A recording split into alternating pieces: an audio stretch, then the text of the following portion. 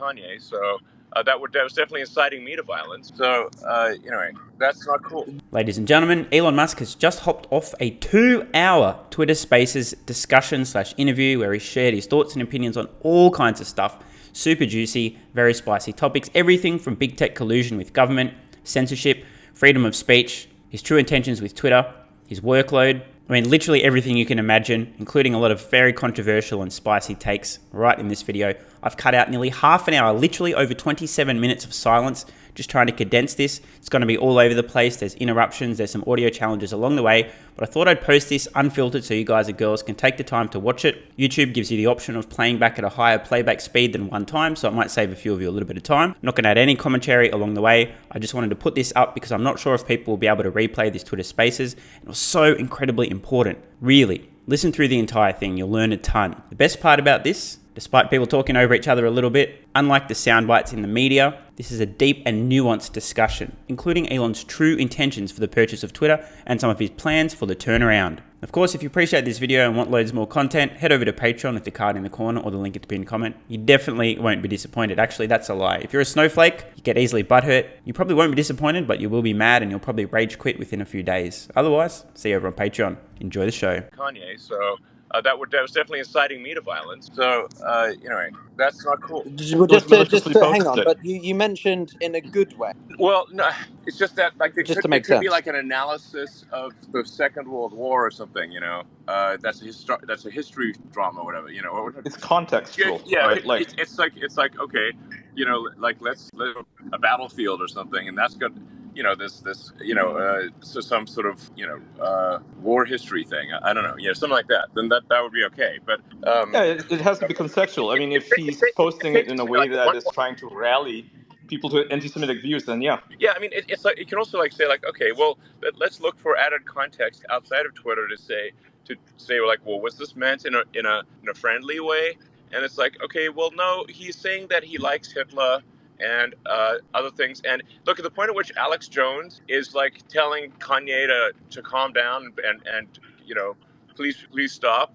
You have to say, okay, Alex Jones is pretty edgy. So Alex Jones is saying Kanye wants Kanye to stop. That's a big deal. So anyway, but I don't want to get into some sort of huge this could easily get derailed into a laborious. Agreed. Yeah, we should talk more about the file. So you mentioned that you gave it to Bari Weiss, right? So she has full access. Does this mean that we are going to see multiple exposés, not just ones from Matt Taibbi? Yeah, the point is to just have everything come clean. So the thing is that it's not that people would necessarily agree with everything that Twitter has done in the past or in the future, but they should at least know that it is occurring and there's no shady stuff that is happening that they aren't aware of. So then at least if Twitter is explicit about its actions and transparent, you can then appropriately calibrate your interpretation of what you learn on Twitter, as opposed to thinking, Twitter pretending to be unbiased and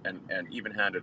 There's a way to get everyone to agree with all the actions that Twitter will take. That's impossible. That is a null set. But what it is possible to do is to be fully transparent about all the actions that are taken. Give me a break.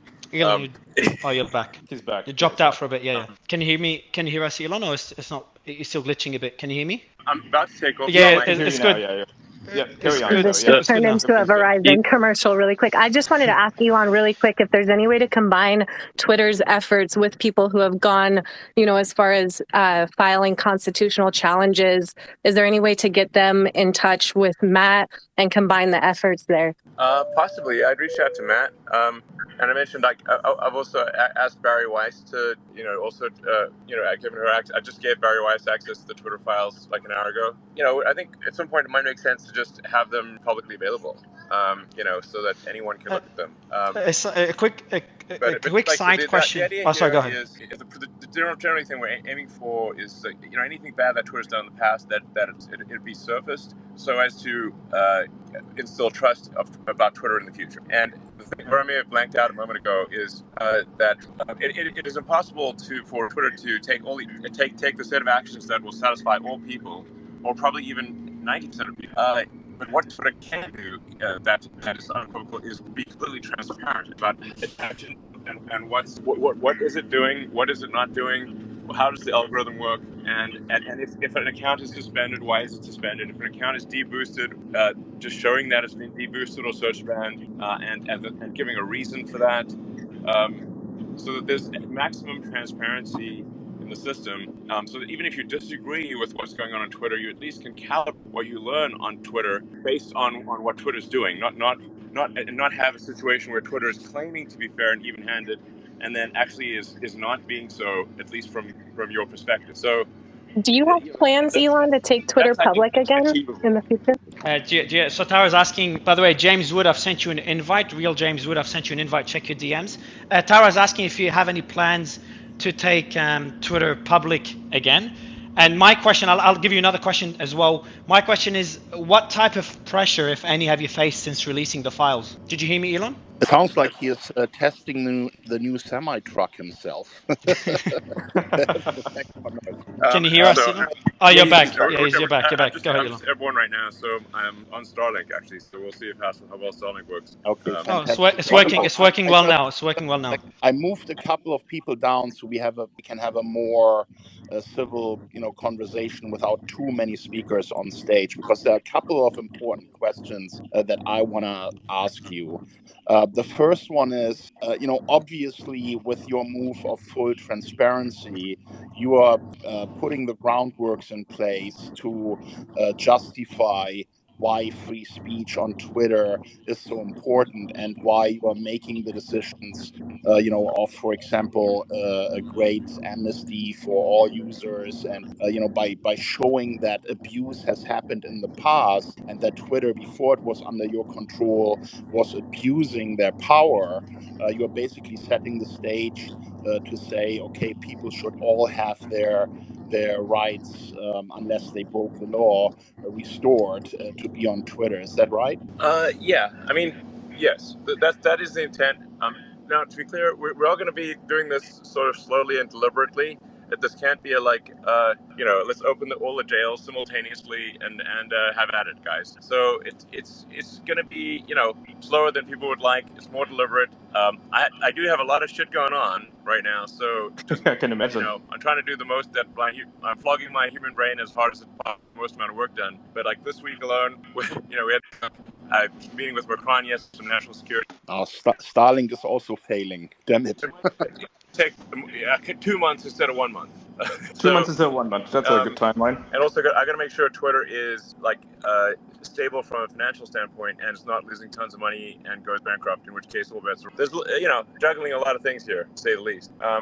But I think over time, not that long of a time, iteratively, we can move Twitter to be a more broadly inclusive so like as many people as possible can participate and want to participate, and as trusted and transparent as possible. And the proof will be in the pudding over time. And we're not going to please everyone. Obviously, that's impossible because, if you say, what are the requests of everyone, you have a Venn diagram intersection of zero. But what can be done is maximum transparency. What can be done is making it clear when something has been deboosted or search banned, when your account has been deboosted or search banned, and why. If an account has been suspended, to be clear about why and whether it's temporary or what the path is to restore the account. And just, I think that's something that can be done and will massively help with trust. In addition to... Now, there's obviously a challenge that Twitter's had over time, and I think this is generally an issue with social media, which is that it is digital technologies that require a lot of software to be written. And they've sort of come out of Silicon Valley, almost all of them in Silicon Valley, with except for Snap is in LA, but it's based in California. But effectively, what is happening is an export of the moral framework of San Francisco to Earth. Kind of a big deal and problematic, because previously, San Francisco, which is pretty far left, the influence would be limited to San Francisco. But now it affects the whole world because of the centralization of information with social media companies, and that's, I think, not good.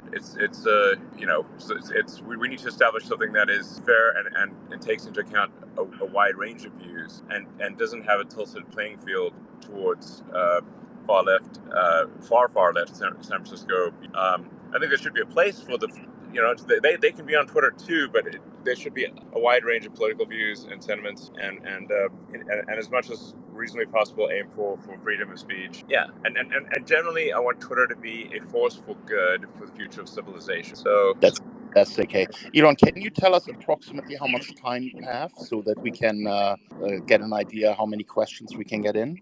I don't know, like maybe half an hour or so. Nice. Oh, that's fantastic. That's very good. Hey, what I also see happening here is that the mainstream media that was part of covering up this Hunter Biden laptop story is now calling this some kind of fissure that they don't think that there's enough. Obviously they are acting in that way because they themselves are now on fire. That because you have exposed what they have done. What do you have to say to them? I'm sorry, could you repeat the question again? I'm in the air, so this is it's not super optimal from an audio He standpoint. asked you what do you have to say to the media that's sort of downplaying what the Twitter files represent? Could you repeat the question? Yeah. So he's asking you, what do you have to say to the media that's downplaying the Twitter files revelations? Because they're basically saying it's not a big deal, that it's nonsense, that it's just crap, that you're just doing this for PR. What's your response to them? He may be having connection issues with you specifically, Ian. There are certain people up here that I can't hear either. Actually, so maybe Kim, ask again. Yeah, Kim, do you want to ask your question again? First, Elon, can you hear us? No, I think he can't hear anybody. I don't know if it's me. So he's either in a semi truck or he is on his plane. No, he's on his plane. He said he's on his plane. Yeah.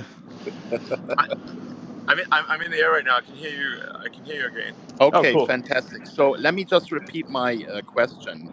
The media, especially the media that downplayed and censored the whole Hunter Biden story, is now trying to downplay your release. Obviously, because they are under fire as well, right? Because they have been exposed by this release. What do you want to say to them? What do you want to say to the media that is trying to turn this into a nothing burger? Well, they're trying to turn it into a nothing burger because they were complicit in deceiving the American public. And so rather than admit that they lied to the public, they're trying to pretend that this is a nothing burger. Obviously, that's clearly what happened.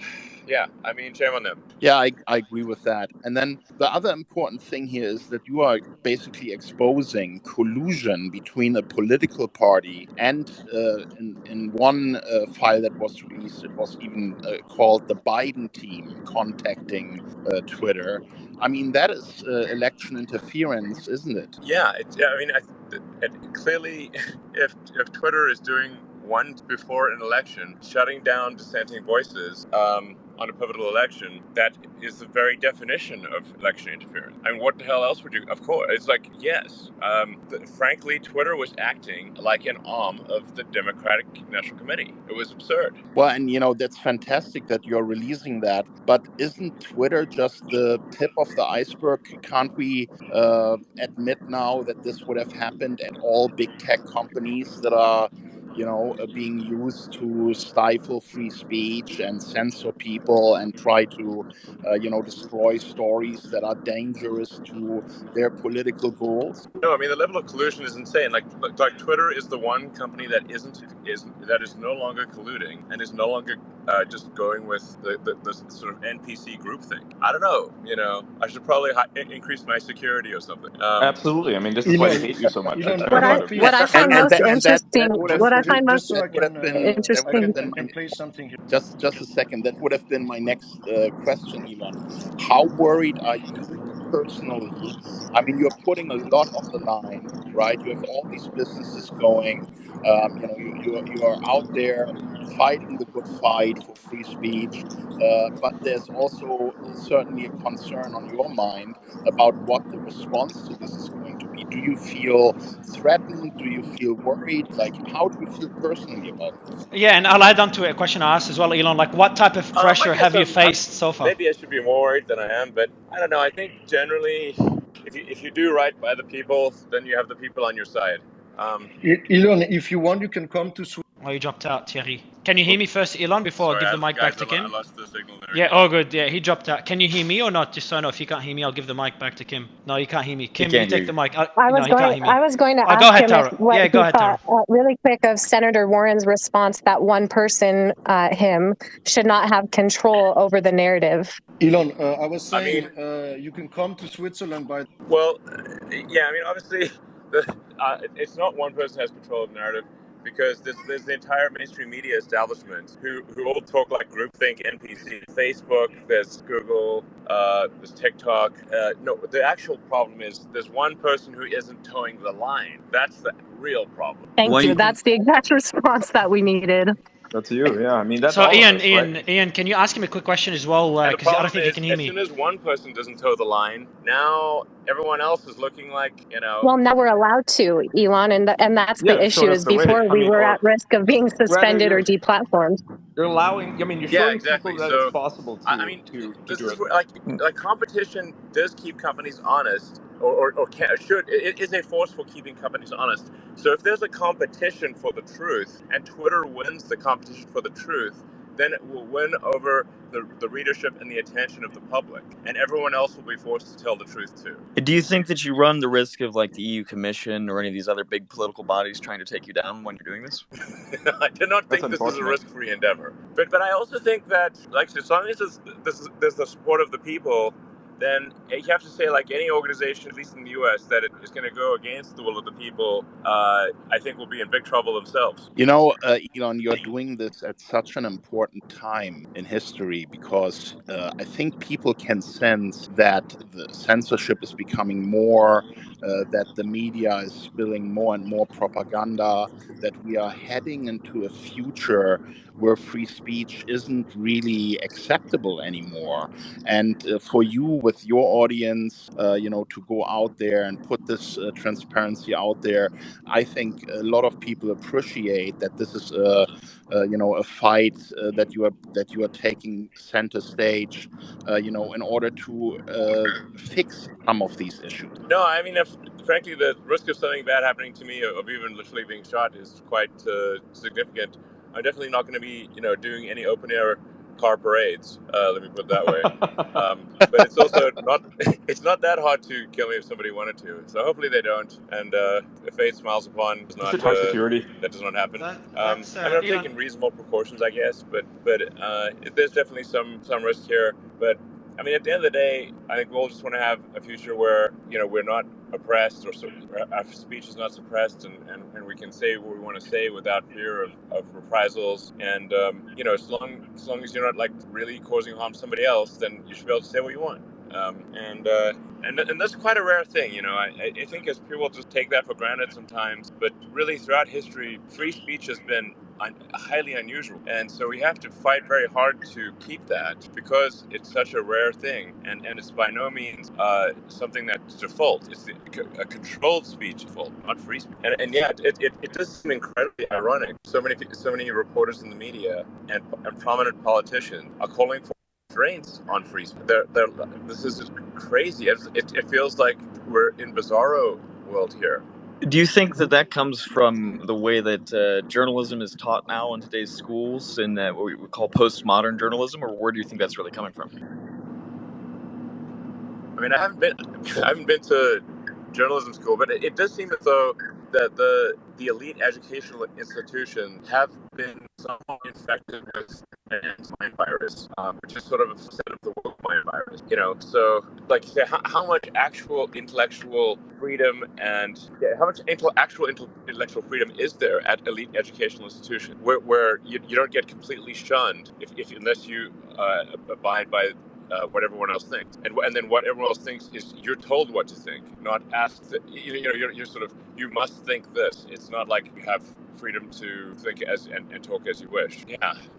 What's the solution for this? I mean, like, obviously this is somehow we have to, I think, purge the woke mind virus and have truth be what matters more than anything. I mean, I think it's funny that Harvard's motto and the Harvard Standard, it's Veritas, and the founders of Harvard were right to have that on their shield, the shield of truth. But is Harvard the shield of truth today? Maybe not. Well, You know, Hey, I love Elon. that So you we're are we're standing all up for. on this Hey, just a space because of question, our please. belief in freedom to transact, and obviously Jack was a big Bitcoin Lightning guy.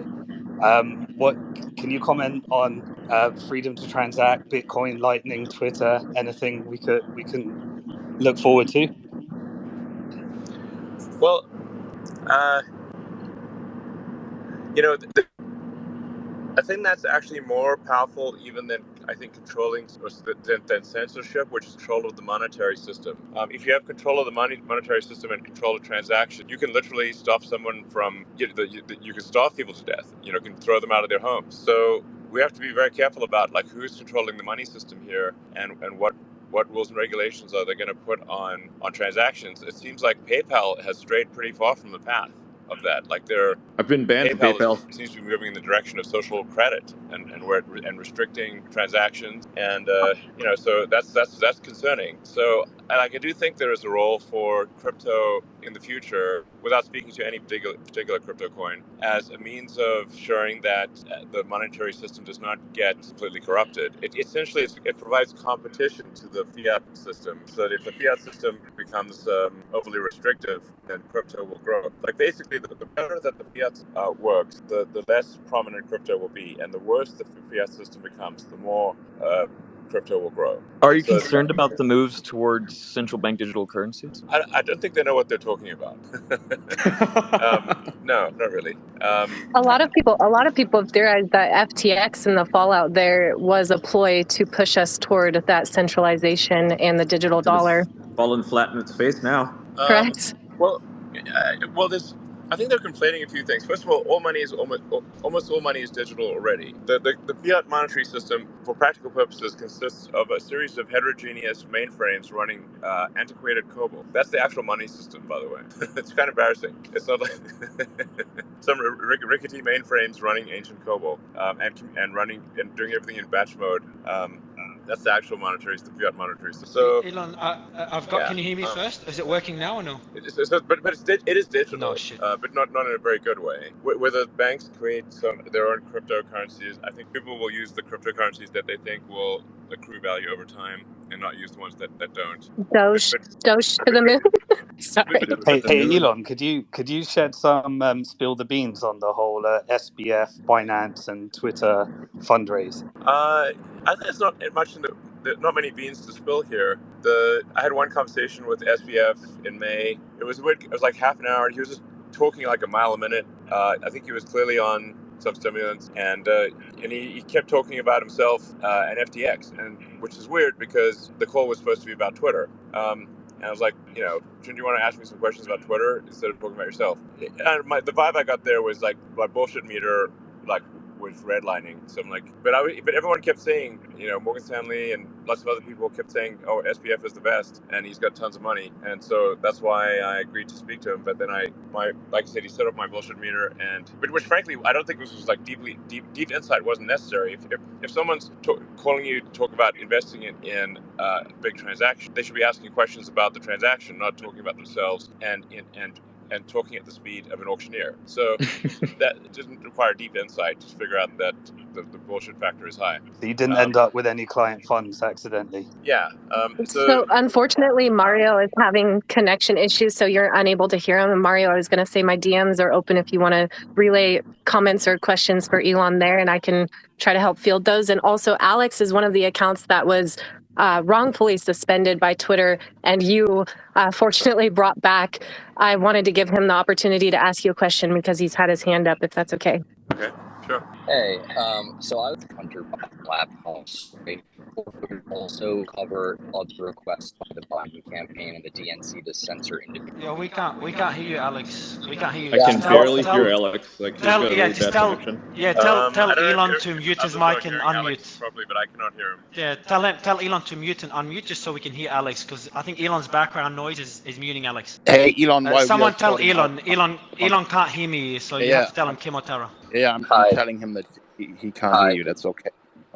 Just give me 1 second here real quick. Elon, you said something really important, and that is that truth matters. And, this is really what this is all about, because without free speech, we don't have truth. And I would like to ask you, what is your opinion about Julian Assange and Edward Snowden? Shouldn't those guys be center stage when it comes to free speech and truth? Shouldn't the US government leave Julian Assange alone and let him be a journalist? I don't know enough about the Assange situation to give an accurate answer. There are things where, that where national security stuff is involved, I think do need to be kept secret because, where there's like nuclear secrets, that there are, the things where bad actors, if they had access to that information, could do bad things. So, yeah, but when a journalist exposes war crimes, right? When a government just goes and invades a country and kills people, against international law, when exposures like this are being made, isn't that important so people see the reality of wars and understand how some of that stuff is really bad? Yeah, I generally think that people should, like I said, that people should be able to know what's going on in order to make sensible decisions. I just don't know enough about the Assange situation to say whether it should be punished or not punished. But I do think that I'm generally in favor of freedom of information, and like if there's any doubt, we should lean on the side of freedom of information. And how about Edward Snowden, who has revealed these mass surveillance program where the government is spying on everyone and storing all their data in these massive spy clouds, also against the law? Where the Five Eyes are working together to undermine their local laws and their local restrictions on spying, and they just spy on each other and then share the data so that they know everything about everyone.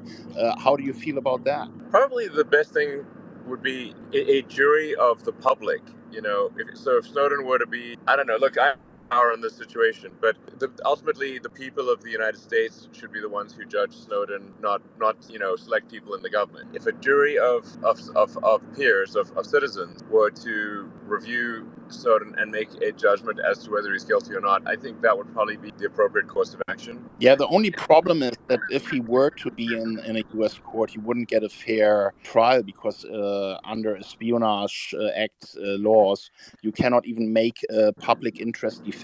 He wouldn't even be able to say, I've done that because it's the right thing for Americans to know about that. So that would be a defense that is not available to him. So to say, a jury of your peers should decide about that, it's a problem. Yeah, I don't know.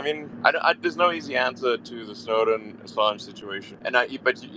Can I make a suggestion, Elon? Why don't you do a poll to your millions of users and ask them if they think Julian Assange and Edward Snowden should be given their piece for the service that they have provided to humanity? Okay, that's a good idea. Sure, I like that idea. I'm going to ask a question. I'm going to ask a question on Mario's behalf, really quick, since he's unable to speak to Elon, which has to be extremely frustrating as the host. He was just curious if you faced any pressure so far since releasing the Twitter files. I face pressure all the time, so it's kind of, it would say like, what's the differential in pressure before and after? Because I haven't seen it yet. I don't know. Maybe there's pressure, but I might just not be feeling it because this every day is a high pressure situation. But I don't know. Well, like I said, we're just gonna put all the information out there, try to get a clean slate, and then work iteratively in the future to provide the most truthful, accurate, and timely information to people. That will be the goal of Twitter, and we won't be perfect in that regard, but I think we will be iteratively better. And if that turns out, if we're successful in doing so, then I think Twitter will compete more effectively than any other source of information, and then more and more people will use Twitter, and then that competitive pressure will force other social media companies and other media companies to also be more truthful, because otherwise they will simply lose their readership. And that, I think, is extremely powerful and good vision. Could you say a little bit perhaps about what Twitter is expected to maintain as an API to, say, the Department of Homeland Security in general, the FBI, maybe CISA in particular? Is there an expected way in which the government can jack in to social media that's expected on behalf of each of the big media platforms? And is that sort of different? I don't know how to say this exactly, but the issue of left versus right is complicated by the fact that Trump is a non-player to the game, just the way Bernie might have been considered a non-player to the game. And so the secondary question is, how much of this isn't about left versus right, but about targeting anyone who isn't a party to all of the tacit agreements inside DC?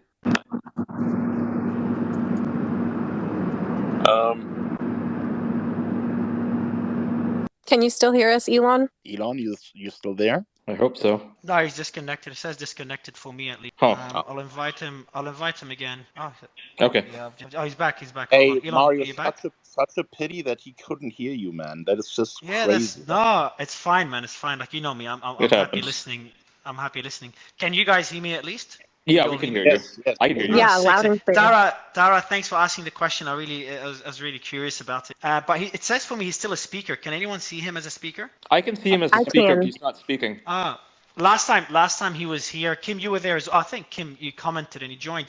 When we co-hosted him, remember Kim? We co-hosted him and it froze. So I'm like, fuck, I shouldn't have co-hosted him. I think he's dropped off now.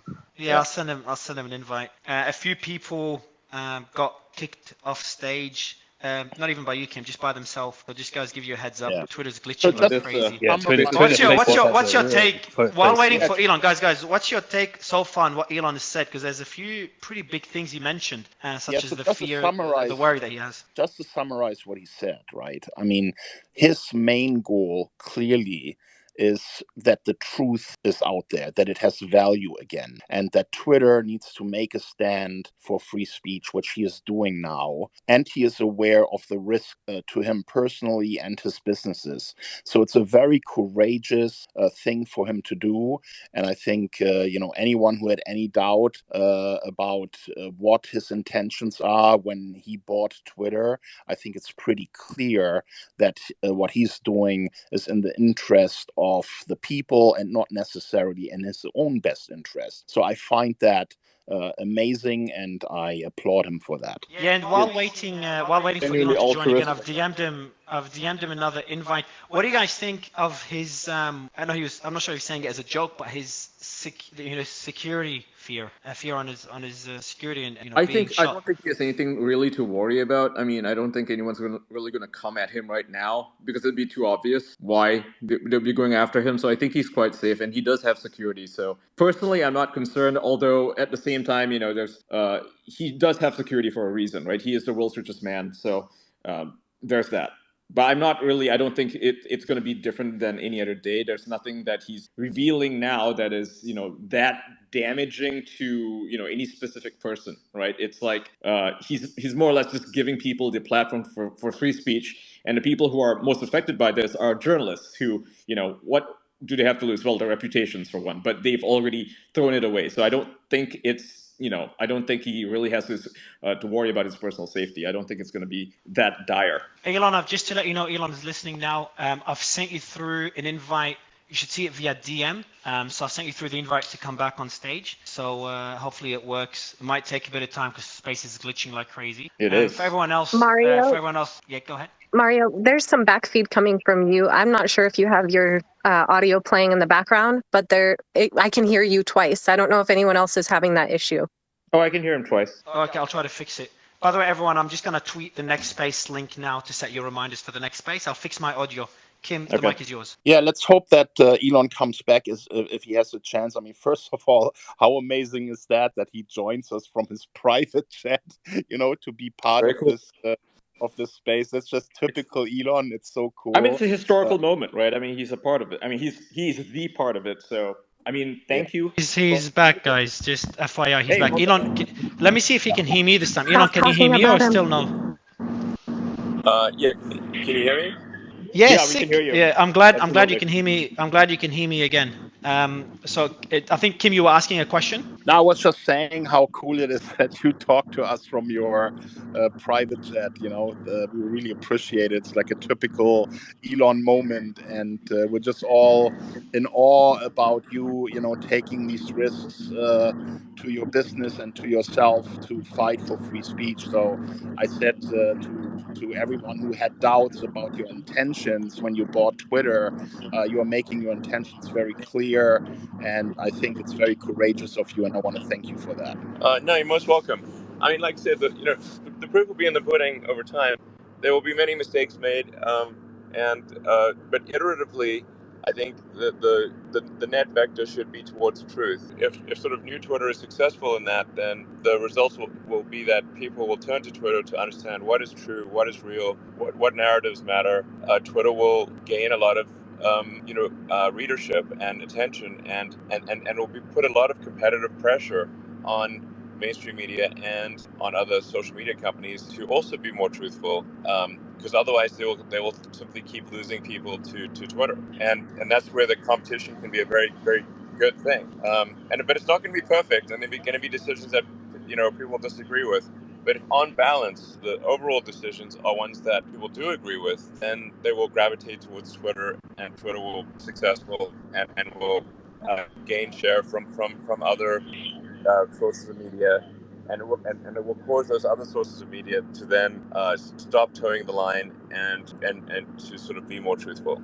What's your just a quick question, Elon? What's the biggest risk, in your opinion, from the steps you've taken in terms of releasing the files? Do you see any risks for Twitter? I mean, I guess there'll probably be some. I wouldn't be surprised if some lawsuits or something. I would expect there to be some legal risk. What's important? That's less of a concern than clearing the air and making sure that people of Earth know what really happened. And the metrics, the Twitter metrics show that it seems like it's the right decision by far, not only ethically but from a business perspective as well. That you keep hitting new records. Yeah, exactly. So, like I said, it's the point of as it becomes clear and that Twitter is the place to actually figure out what's going on and get the unfiltered narrative, the unfiltered truth.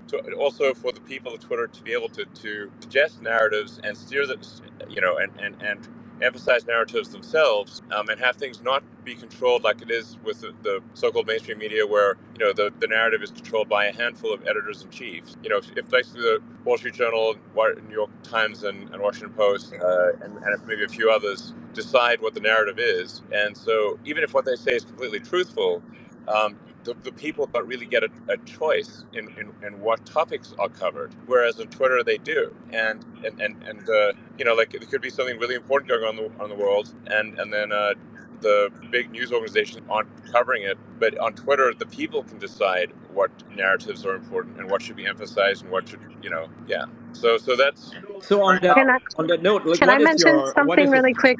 Could I just mention something really quick that I can hear you. Okay, is that you? I just want to ask a quick question. I want to know John. what Twitter is doing, or what you are doing, what you're planning to allow people to have more ability to publish their own stories on Twitter. Because right now we just have tweets, right? Yeah. But what are your plans for, say, video publication or article publication?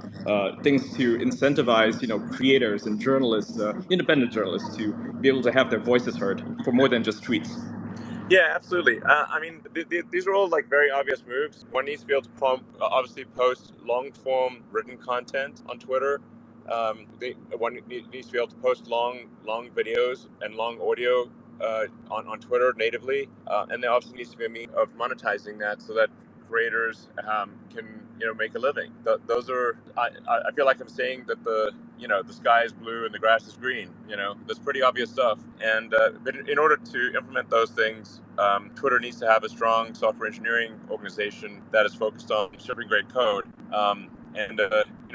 Was quite a mess before, but it will have a strong engineering team and be able to implement those basic features. That even if there are lots of limitations, for example, well then they can post it on Twitter, and then Twitter can be an effective competitor to YouTube.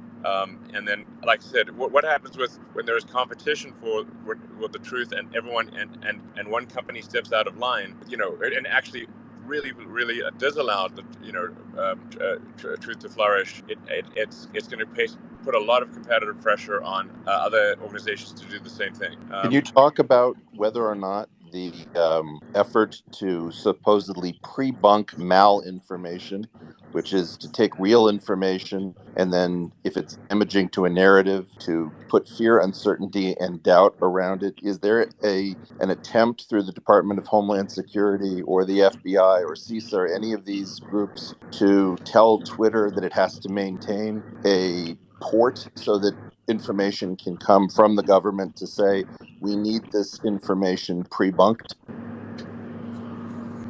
Well, I mean, if there is any sort of request from the U.S. government that is not in accordance with the law or can be legally fought, Twitter will refuse it as legal, and it's legally banned. And if something cannot be legal, will be Congress to pass such that it can be. But we cannot gag the voice of the people. This is not good. And like I said earlier, it's like you look at. I read a lot of history. I love history, and I love history podcasts and stuff. Hardcore history is the best one. Hardcore history. Dan Collin is so awesome. It's fantastic. Start with the Mongols. Yeah, but it's like you look through history, man, and it's like we have this pressure. We're in this precious situation where, like, this rare, unusual situation where there's actually, I mean, within boundaries, there is actually freedom of speech, but it's rare in history. And usually it's like been some king or whatever they were just by default. And now we have this like rare moment in history where the voice of the people is mostly not suppressed, but now there are people trying to suppress it, and we just fight really hard for freedom of speech. This is very, I think, essential to the future of civilization. I absolutely agree with you. I mean, this is why you're fighting, right? This is why, you're fighting for free speech so that we can have it in the future. Because if we don't have control of the present, we do not have control of the future. It will be in the control of somebody else, someone that we absolutely do not want to be in control of anything. Yeah, exactly. Just to chime in there, there are a lot of people in the last decade that have lost hope because what's happening in politics, what's happening in the media, there's so much frustration. And I think the most important thing that you've done here, Elon, with your steps that you are taking, is to give people hope again. Well, great. I'm really glad to hear that. And like I said, I'll do my best here. I'm definitely going to make some mistakes along the way, and it won't be perfect, but I'll also then do my best to correct those mistakes and to be, the least dumb possible. As I say, Vox Populi, Vox Dei, man. It's like, yeah, I mean... It's a very white-pilling moment to have you fight this fight. A lot of us have been fighting this culture war for free speech, basically, and, I think a lot of people have lost hope because they didn't see anyone caring about it, right? It's like the majority of people obviously do care, but they just don't know what to do. And yeah, it's true what Kim said, just to echo what he said. Thank you for fighting this fight. I mean, this is very, very important. It's not just you, it's not just me, it's all of us. Absolutely, I totally agree. Yeah, I'm kind of like sort of, worried about the future of civilization. Are we headed in a good direction? Like, if you study history, you sort of see like the arc of civilizations, the rise and fall. There's the ancient Sumerians, the ancient Egyptians, in India and China, there've been many sort of rises and falls of civilizations within India and China, and it's just like people sometimes take for granted that because they've been in an upcycle, things just get better in the future, and they don't just automatically get better. They actually, civilizations tend to have an arc. We want to make sure that we do not find ourselves on the downslope of that arc. Good times make weak men, right? And we are in the good times right now, and we're seeing a lot of weak men, right? Like, that's where we are in this arc, and it sucks. So let's try not to repeat the same cycle. We need to fight the cycle. Yeah, exactly. I mean, it's like, not to sort of get like too philosophical about things here, but there is like sort of a, I've had these discussions with like a lot of people, and feel like wondering, like, what's the meaning of life? Like, what should we do? Like, why do anything? For some people that answer is religious. but then if you're not sort of very religious, then what is the answer? Actually, my theory on that is that I sort of believe in Douglas Adams' philosophy. The universe is the answer, and we should strive through greater understanding to expand the scope and scale of consciousness to better understand what questions to ask about the answer that is the universe. It's basically a religion of curiosity. Let's grow into the future, expand in the future, expand consciousness, expand our understanding, and figure out what the heck's going on. And it's the Elon, number 42, understand right? the The world. number 42 as well. And also, don't panic and make sure you grab a towel. Elon, thanks for joining. Without Speaking giving of away too much, really quick, Elon, is there any way to get a sneak peek of what we can expect with the next Twitter files drop? Well, I'm somewhat leaving this up to Matt Taibbi and Barry Weiss, but I think the natural thing would be to say, like, okay, what happened after the election, the Hunter Biden laptop stuff. And by the way, I actually don't, this may sound bizarre, but like, Hunter Biden seems kind of fun, to be honest. I know, right? Yeah. He's an artist. Do you know that? He seems like he knows how to have a good time. I mean, So he has a sense of humor about beat up himself. Hunter Biden here, but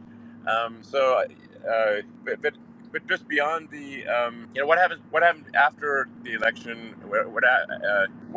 how much government influence was there? There's this whole sort of move to create a disinformation ministry, which was insane, and like George Orwell is turning in his grave to hear such things. But like what happened with that, I think there was a public outcry about a disinformation Yeah, Jack ministry. Posobiec started that one. He basically stopped it in its tracks because before that nobody knew that this was even a thing, right? And he exposed it, and suddenly everybody was talking about it, and they had to shut it down because it was very Orwellian. It was like they used 1984 as a instruction manual. Exactly, totally. It's exactly 1984. George Orwell's 1984 is supposed to be a warning, not an instruction manual. Yep. Guys, come on. And that's what they seem to be doing. They take every single, dystopian fiction, whether it's Deus Ex, I love that game, and they're like, yeah, this world looks awesome. Let's oppress the hell out of people. It's like, no, let's not do that. Exactly, totally.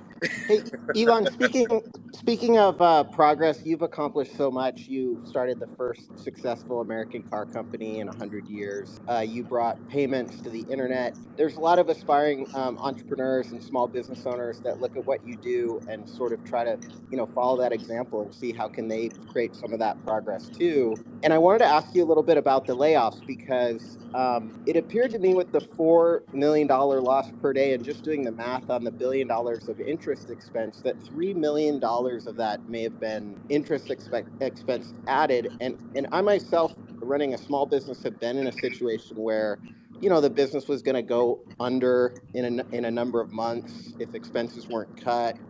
And what we found is communicating to employees, giving them time to process, getting their feedback, and then creating a shared vision to evolve the product, to evolve the company to a greater future was really successful. And it appears here that the typical like leverage buyout KKR approach was basically applied from a financial standpoint.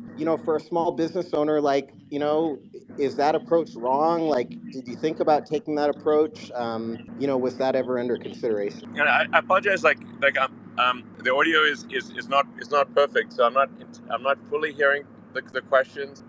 But with respect to Twitter, the company basically tripled headcount in about 2 years, a little over 2 years, but revenue is flat to declining. So that there's just no way that is going to be a healthy situation. So the first order of business with Twitter was like, okay, we got to make sure Twitter doesn't die, that doesn't go bankrupt. There is quite a lot of debt on this deal, $12.5 billion of debt, and Fed is being extremely unwise in its very giant rate increases.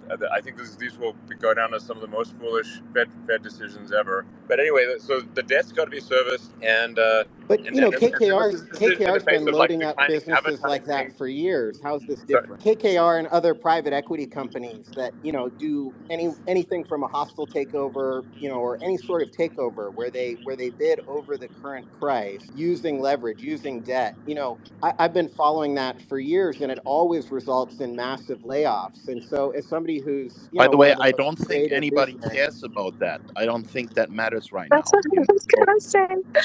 And I was gonna Yeah, say, as long as they let's keep just go. moving the bar and changing the Let's just get. definition of a recession, we are where we Yeah, are, right? With the let's Fed. just get back on topic here. You know, I mean, we have Elon. We don't need to talk about, you know, his investments and things like that. Elon, we should send a shout out to the Twitter Spaces team because you're about to break the all-time record with this space. We're almost at 100,000 listeners right now. Yes, we are, and it's holding. Talking about spaces, you know, what's the the Twitter strategy moving Spaces team forward? is awesome. Look, I have to tell you, there are really some amazing people at Twitter, and there's actually some amazing people who actually left Twitter in recent years, and I hope they come back.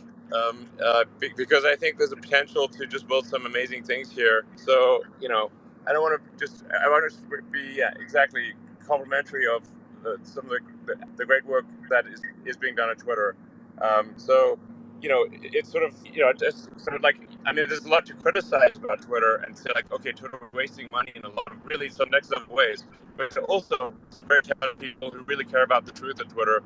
And I'm doing my best to elevate their capabilities and give them all the resources they need. I'm very excited about Community Notes. This feature, you know, Keith Coleman's running it, and there's like some really first-rate engineers that are writing the code on that product. That is, I think, going to be very powerful for actually fighting disinformation, not. Can we actually see that if we're not enrolled in Community Notes, right? Like right now, the rest of the world isn't, right? It's just the United States and I think Canada, to my knowledge. But can you at least make it visible to other people? So even if we're not able to contribute, we can at least view it, because I feel kind of left out. I'm in Malaysia, so you know it's kind of hard to see it.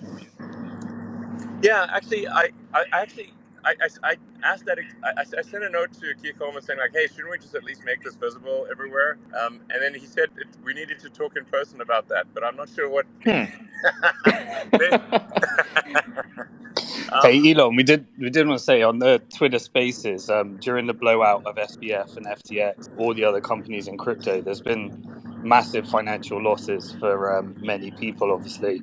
But Twitter Spaces actually became the place that drove the community together, and we've been sharing lots of stories. There were people that were suicidal because of the financial loss, and because of the community in Twitter Spaces, it prevented them taking their life. There's lots and lots of stories. And to add to it as well, Elon, last time, if you remember when you joined the space about Sam, that space ended up going for 16 hours, and for 3-4 days, the media was in our space, getting the news from the space for 4 days, 5 days straight, and then writing stories on it day after day. And I think Simon was there, Kim was there, so it was I think it's the first time it happens to that extent on Twitter Spaces, and we're probably doing it again today. Yeah, and this type of citizen journalism that you are enabling is so powerful, you know, because we are the news now. If people want to learn the truth, they go to Twitter and join these spaces. You know, it's like real time with experts. It's fantastic. And then we have people like you joining in and sharing their opinions and their thoughts. What is more powerful than that? The traditional media can pack and it's game over for them. Elon, would you ever consider holding a space for earnings for Tesla right here live on Twitter? Oh man, I have to say, you know, Tesla being a public company, it just creates such a gigantic attack surface for legal firms in the U.S., especially these class action firms. That seems like a bad idea. I've been to spaces that other CEOs held, and they did their earnings live right on Twitter, and I thought it was quite amazing. Okay, well, yeah, sure. I'm happy to do it. You've made Elon. You've just made two promises. You've made two promises, man. Now you've made this one, and you've made one to Kim about the You made a promise to Kim about the poll, and now you made a promise to hold the Tesla meeting here on Spaces. So just I'll remind you afterwards about it as well. I will. Elon, I will I've been getting a lot of questions. I will do those things. Yeah. So I've been getting a lot of questions from people who are just bombarding me just to ask you, right? Because we're in the space. They're asking, what are you going to do about the shadow banning situation? Because like I'm personally search banned. I'm not shadow banned, but I am search banned, and I'm not sure what's even up with that. Yeah, I mean, like I said, I've only been on the job like a month, guys. So there's definitely I've got a long list of things to do. We need to say, like, your account should actually just tell you are search banned or you are deboosted or whatever it is, and why, and what the process is for fixing that. Now, this week I should tell you that we were probably a little overzealous, and that's, if anything, that's my fault, because I'm just trying to get rid of the damn scams and spam and bots and stuff, and so in trying to stamp out or reduce the bot spam scam stuff, there will be some false positives. So that's just this week, but be taking. I know it's going to be an iterative journey towards truth and towards a healthier system. You just got to be patient, I think, right?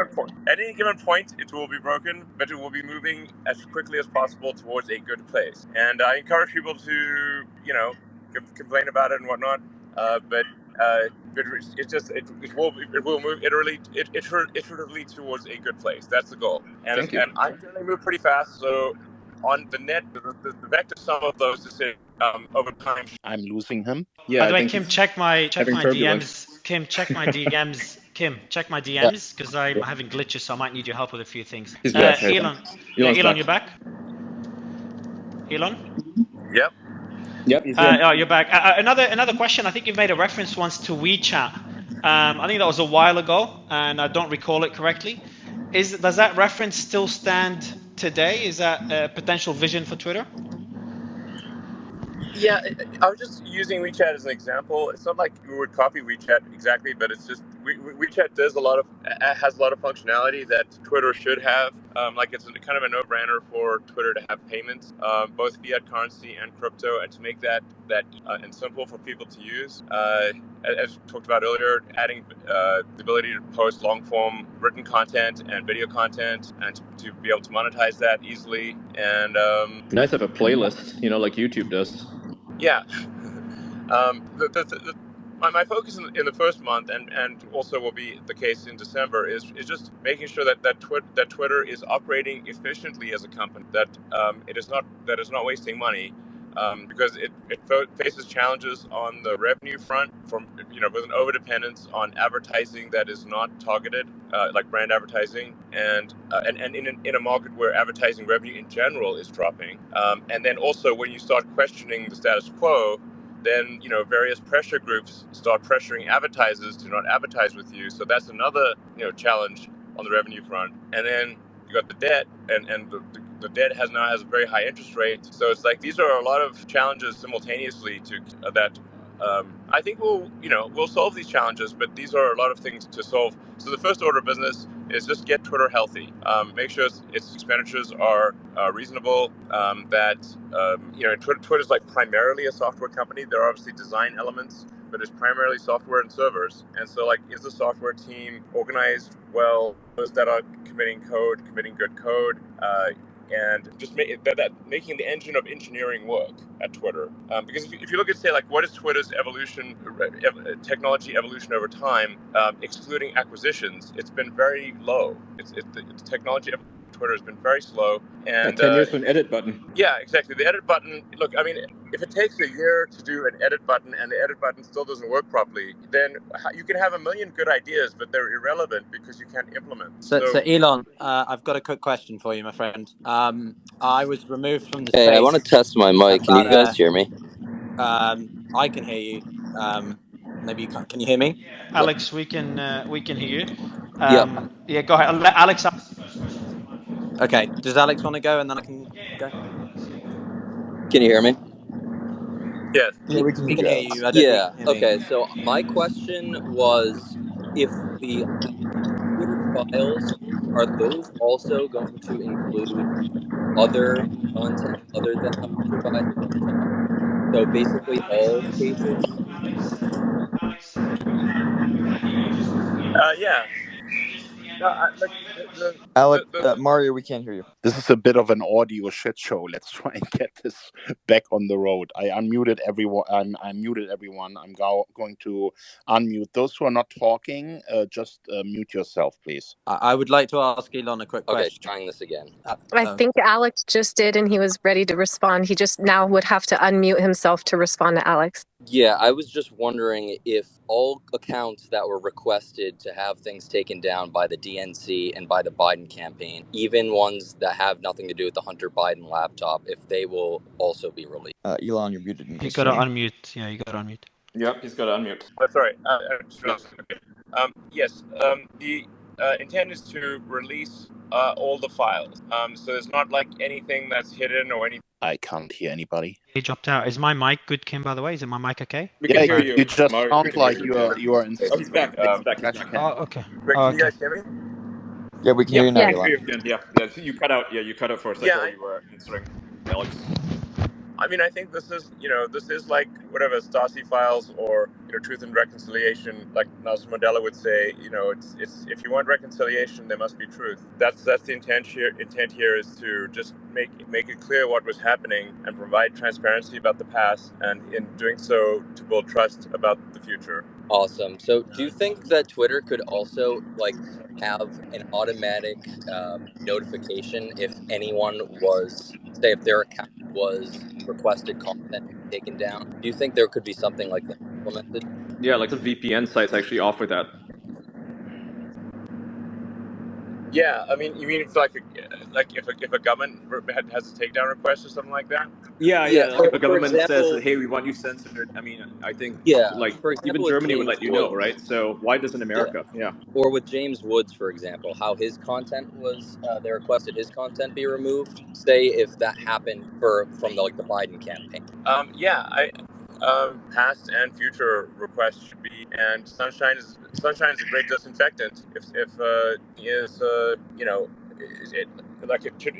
they request content takedowns that are embarrassing, then they'll be less likely to request those content takedowns. At the end of the day, Twitter doesn't have a choice but to abide by the laws of the U.S. and whatever countries it's operating. Otherwise, you get arrested. We shouldn't do more than that. To be abide by the laws because you have to.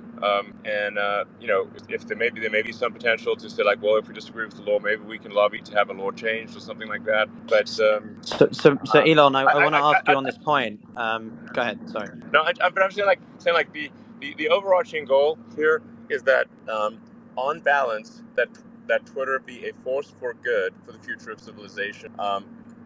And for the expansion of consciousness. So to that point, I want to ask you then, because I'm speaking from the European lens, what do you think about the EU's proposals over potential restrictions to the use of Twitter? I think we're losing you a little bit.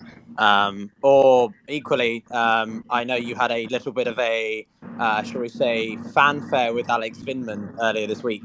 I was wondering if you would be interested in a space with you and him, since I know him from the week ago. We had a chat. I invite you to, why would to anyone debate want to talk if to you'd Alex be Vindman? interested. If you'd be interested. Elon, don't waste your time with the intelligence community, man. Seriously, yeah. I'm teasing. But I am curious about your thoughts from the European Union perspective.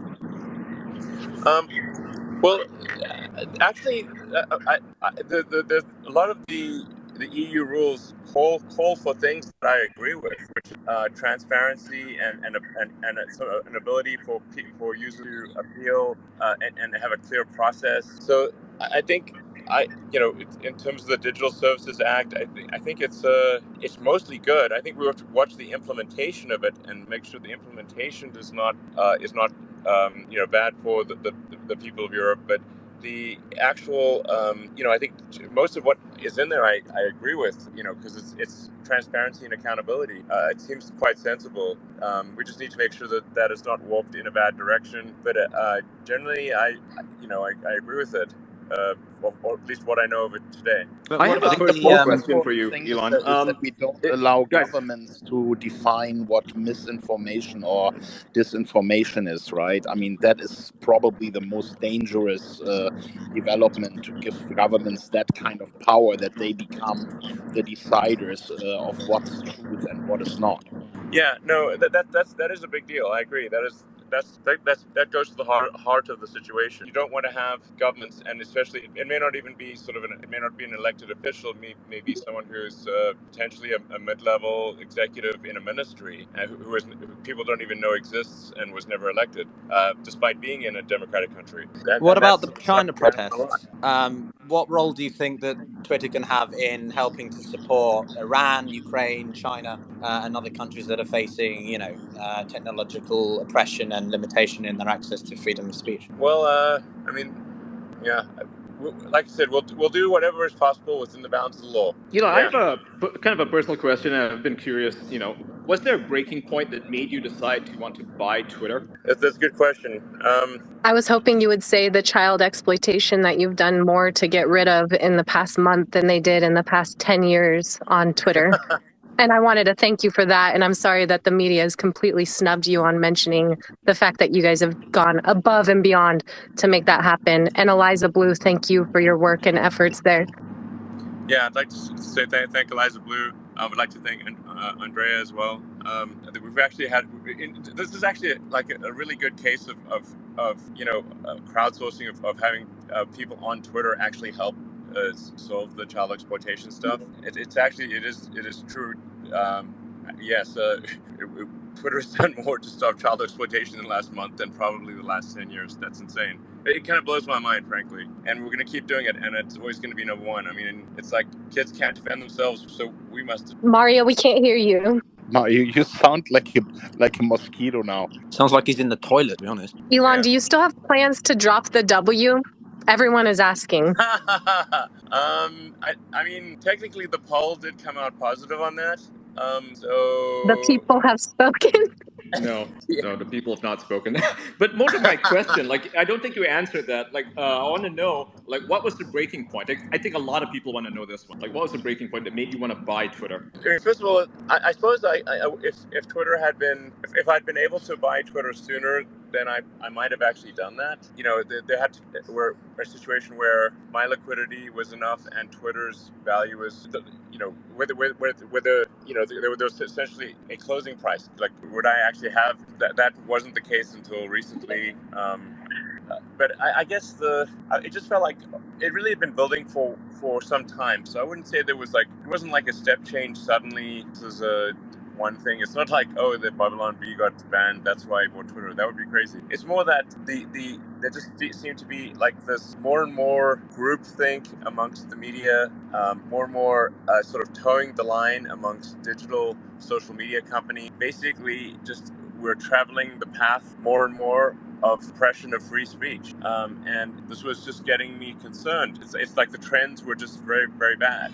So unless something was done to reverse this trend against free speech, then I felt, well, maybe that at some point everything will just get cut off. And unless you're in agreement with whatever the groupthink is, you're just going to be ostracized or your voice will be shut off. So like I said, it wasn't any one thing. It was just like, okay. And I can't exactly say why, because it's like one of those things where it's like it's just that my biological neural net's important to buy Twitter. And you just like with a digital neural net, you can't really exactly explain why the neural net is able to understand or text, or just say that the collective result of the neural net says that this is an important action, or this is the right action. And my biological neural net concluded that it was important to buy Twitter, and that if Twitter was not bought and steered in a good direction, it would be a danger for the future of civilization. And so that's why I bought it. That's brilliant. Elon, you mentioned the biological neural net and the digital neural net. When is Neuralink going to be ready to copy our consciousness into a computer system forever? Where can I sign up for it? Because I would love to have my brain augmented. It's like Cyberpunk. Yeah, exactly. We're just going full cyberpunk at this point. Yep. Deus Ex. But Elon, I Ghost want in to the pose Shell. the other side to that. I'm sure you're familiar with Doctor Who, right? And the Cybermen, and this idea of a centralized system by which you can influence people's thoughts. Is that not a consideration that you have on your radar? If you get what I'm coming from. Well, I mean, frankly, on the Neuralink front, if I look at the pace at which artificial intelligence is improving versus the pace at which Neuralink is progressing, artificial intelligence is moving much faster than Neuralink is moving, because as soon as anything gets done with humans, it gets very slow because of the danger to humans. I mean, for the next few years, Neuralink is really just focused on restoring movement to people that have a broken neck or spine and restoring vision. So it's restoring movement and vision. It's not uploading memories or controlling thoughts or anything like that. It's pretty basic stuff. It's like the early days of computers, It's basic, but it's life-changing, though, right? I mean, being able to see if you're born blind, that is a gift that I don't think anyone would pass up. That would be amazing. Yeah, and that's very doable. Anyway, so what I'm saying about Neuralink is that you'll be able to see anything that Neuralink's doing. You'll be able to see coming from very far off, because you've got to go through the whole FDA device approval process. That takes ages. You've got to evaluate the safety in humans. That takes a long time. So it basically is very slow compared to the development of digital superintelligence. Very fast. Now, I do think for a long time that we ought to be more cautious in the development of digital superintelligence. This represents a danger to the public, and just as we have other regulatory agents oversee dangers to the public, like the FDA. Or the FAA, or any one of a number of FCC. You can't just have companies just going hog wild developing digital superintelligence with no oversight. Do you potentially see this happening in a country where there are no oversights? Where the governments allow the scientists to go hog wild, as you said? Well.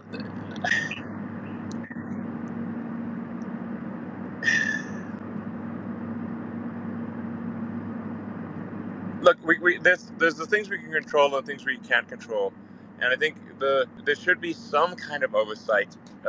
North America and Europe, which is where a lot of the AI innovation is happening. There should be some kind of oversight beyond nothing, which is currently the case. How far do you think we are from general artificial intelligence? Like, what is your time frame, you think, until we have the big deal?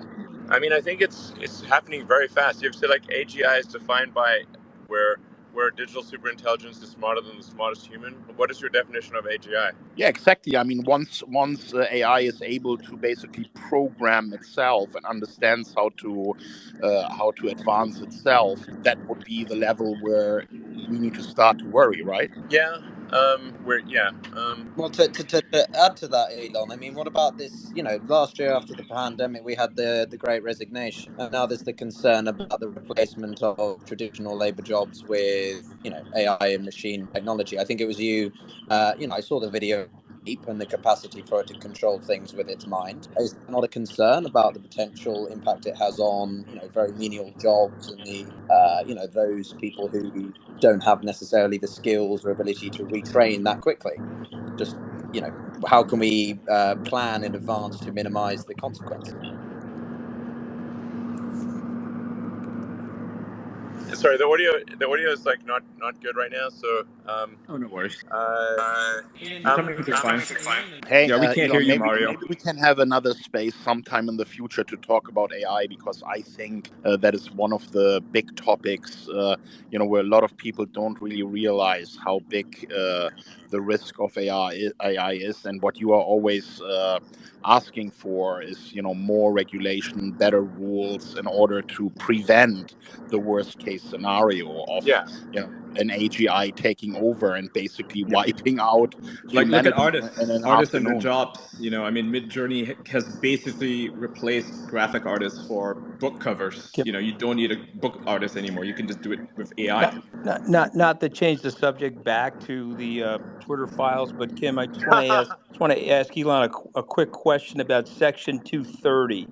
Are you concerned about that now, and what the government could potentially do to Section 230 as a result of the flattening that you're creating at Twitter and all the truth that you're pushing out and the objectivity? Well, I think it is, and I did say this on Twitter publicly. It is good that we actually that the House will be Republican. You know, it's generally not a good idea if the U.S. if the House, Senate, and executive branch are all of one party. Then you have sort of a situation. So it's good to have at least one of those branches, the other party, because then they will check the worst excesses of both parties. So I think I think it's good that the House will be Republican, and at least and people interpreted that as like, oh, I must be some huge Republican or something. It's like, no, I'm a huge moderate. Actually, is what I am. It's just like I wish people were rigorously moderate, but like by its nature, being moderate does not lend itself. You cannot be. It's like be fanatically moderate, but fanaticism. And Be a moderation radical don't go centrist, together. I think some YouTubers like to say, right? Be a radical centrist. Yeah, exactly. Radical centrist. So it's just like you want to have the government pass laws that are in the best of people, not that are in the interest of a small segment of the people. And so that's why I think if like a mixture of parties in control, then they will pass only things that sort of are the intersection of sets of what both parties agree on, which is more likely to be in the interest of the people. So I think I guess I feel pretty okay about that Section 230 stuff. Yeah. Elon, Can you just quickly, guys? Can you hear me now or no? yeah, Yeah, I've got great speakers that just came up because now it's not glitching for me anymore. So I've just welcomed Clayton, Patrick, Bet David is on stage as well, and there's more speakers about to come up that all of you would know. Now my space is working. So guys, feel free to jump in and ask Elon any questions. hey, thank you so much. If you want to retry the co-host thing too, Mario. I Sorry will about now. that, I will Clay. now. Yeah, I will now. I will now. Go ahead, Clay, and then Patrick. Go ahead, Clay. Hey, thanks, Elon. This is Clayton from Redacted. One of the stories we've been covering on our show over the past couple of months is Dr. Shiva's lawsuit. He was banned from Twitter running for the Senate from Massachusetts. And one of the things in his lawsuit that was uncovered was the back-end government portal to both Facebook and Twitter, the Trusted Twitter Partnership. And I know on Twitter's blog that Trusted Twitter Partnership between Twitter and someone with a government email address can reach out to Twitter and basically have accounts banned, taken down. Is that portal, is that Trusted Partnership still available to the government? And given what you've released in the Twitter files, does it make sense for that to still be there? I got to dig into this trusted partnership thing. Obviously that has like some Big Brother vibes. Twitter will adhere to the law, but it will not do. It's not going to go beyond the law. And if there are laws that don't seem to be the interest of the people, then Twitter will push to change the laws to be in the interest. But I'll dig into this trusted partnership thing, find out what's going on.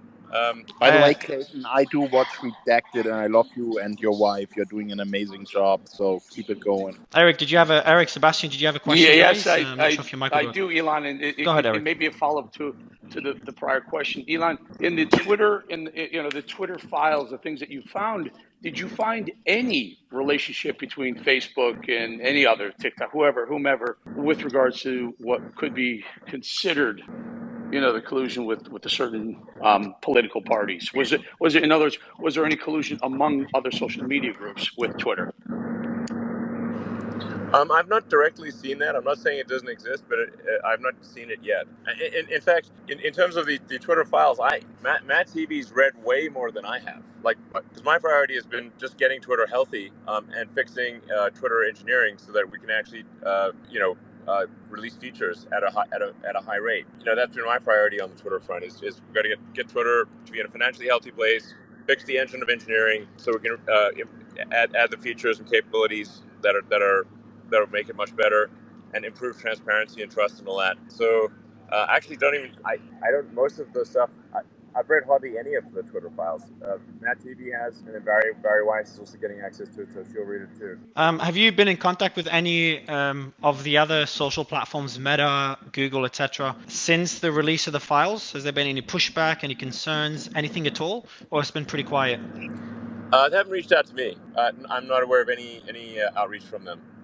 So I guess look, if I think if it turns out there's like stuff that the public should know about, then we'll put it out there. And Matt Taibbi and Barry Weiss, hey, listen, whatever you see, if you think the public should know about it, you just post it. With regards to the dissemination of information, so right now it's just Matt Taibbi and Barry Weiss. Do you have any plans to maybe give access to more journalists, like say Ryan Saavedra of Daily Wire, Jack Posobiec? I mean, he's done lots of coverage on this stuff even previously, so I'm sure they'd love to know.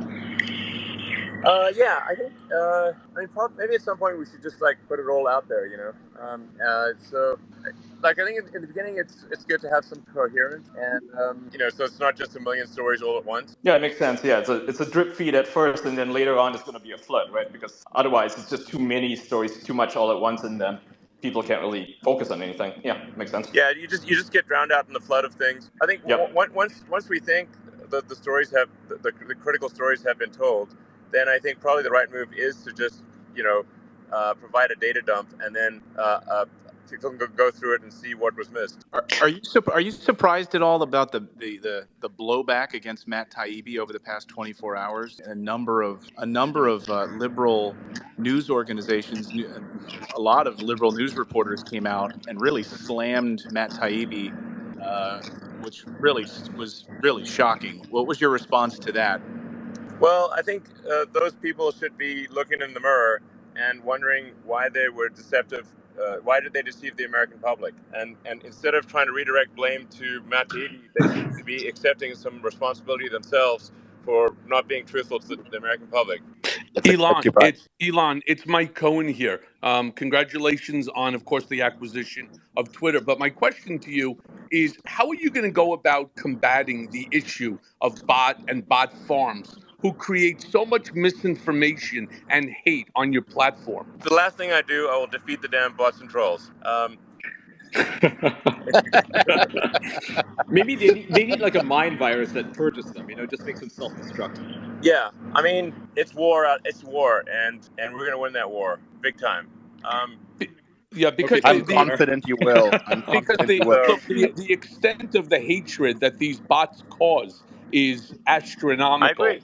And it's really terrible. But thank you for your commitment to that. Absolutely. Can I jump in and ask a question here, Michael? Just real quick.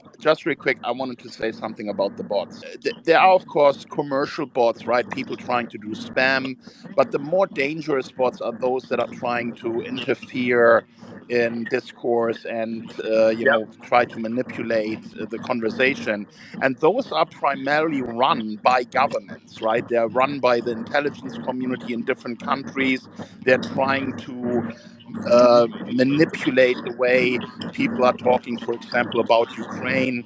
I think one of the more famous examples here are these so-called NAFO bots that are going out and shooting everyone down. Real people. Yeah, often where they're mixing it, right? So the intelligence community does it in that way. They have real people, then they have bots that are fully automated, and then they even let their intelligence community employees work with Twitter profiles to chime in as well. But all with one goal, which is to manipulate the public discourse towards their goals. And I think you experienced that yourself when you spoke out for peace in Ukraine. You were attacked by these same bots. Yeah, no, absolutely. Like I said, I've been in the job a month. I'm very good at software. I wrote software for 20 years, and I was very good back in the day at defeating the scammers. And they were just like they were just the bad actors had free reign some before. They will not have that in the future. I look forward to that battle, and we will expose those who are acting to manipulate public opinion and shine a bright light on it. So, fantastic. Hey, Kim, if I could just ask a quick question on that same topic, because there was a point at which I was told by someone who apparently had access to this Discord server for these NATO or NAFO trolls that I was among their top targets, or even the number one target for a while. So I'm just sort of a personal curiosity. By the way, this is Michael Tracy.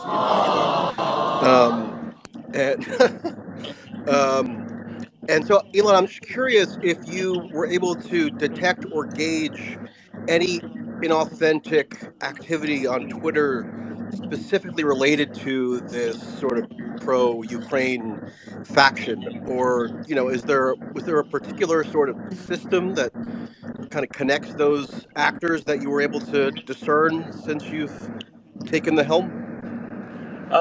Well, the tools that Twitter currently has to detect large-scale manipulation are quite strengthened. That's why. But in order for them to be strengthened, we must, like I said, build the engine of engineering to be able to sort of see what's going on in the system.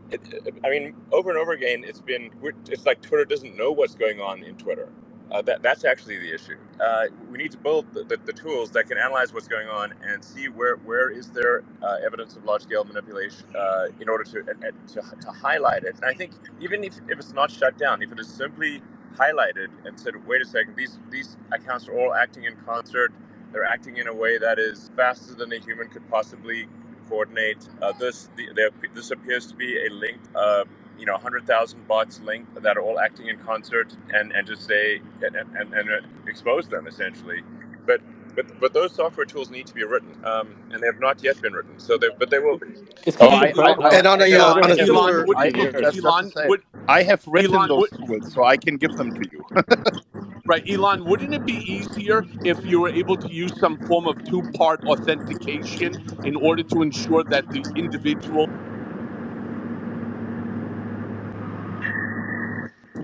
You've dropped out, Ian. You've dropped out, Michael. Oh, you're back. Yeah, go ahead.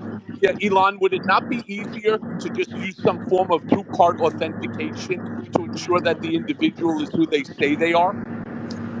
Yes. Now that the game plan with the sort of blue verified thing is that right now it is there are problems on many levels. It's too cheap to have a bot. So and even a troll. Like it's not just that somebody's operating a bunch of 10,000 instances of Twitter accounts, in a bank of PCs. It's like you can have a warehouse with, and there are in many parts of the world, like warehouse where there's just banks of phones. So they actually are operated by people. The challenge right now, so the challenge is actually you have to make it more expensive to have bots and trolls. It can't be like it's like a guy sitting in front of 8 phones, right? That's just how they operate. Exactly. It's like the farms are guys sitting in front of 8 phones. Well, unfortunately, the disinformation budget for the CIA for these NAFO bots is over $100 million. I mean, even if you throw $8 per month per account in front of them, it's not. Is that really going to stop them? Not the $8. If it was purely, then I think they could overcome a budget challenge. But also then having to have a huge number of phones and a huge number of credit or debit cards these all amplify the difficulty. And then having if you want to do it such that that you can't find any connection between 100,000 phones and 100,000 credit cards and 100,000 authenticated phone numbers, that's very difficult to do. Just the logistical difficulty of that is extremely high. So it's more like we need to process some amount of money through the payment system in order to piggyback off the authentication of the payment system. So $8 is kind of like a random number, obviously. But there's another thing that has to be accomplished simultaneously, which is that Twitter cannot be so heavily dependent on advertisers. So this is an attempt to kill two birds with one stone, which is build a source of revenue that is not advertiser dependent, so the advertisers do not have too much sway over what happens on Twitter, and also use the payment system as an additional means of identifying and stopping large-scale manipulation of the system. And just to add on to that, when you have a lot of users signing up, their advertisers are going to realize that these are real people, right? They're all verified individuals. So that will make them want to advertise on the site. So it's win-win-win, right? Yes. let's just Hey Kim, can I ask a quick follow up to my question? Would you mind? Okay, I have to just stop this for a second because everyone is talking over each other.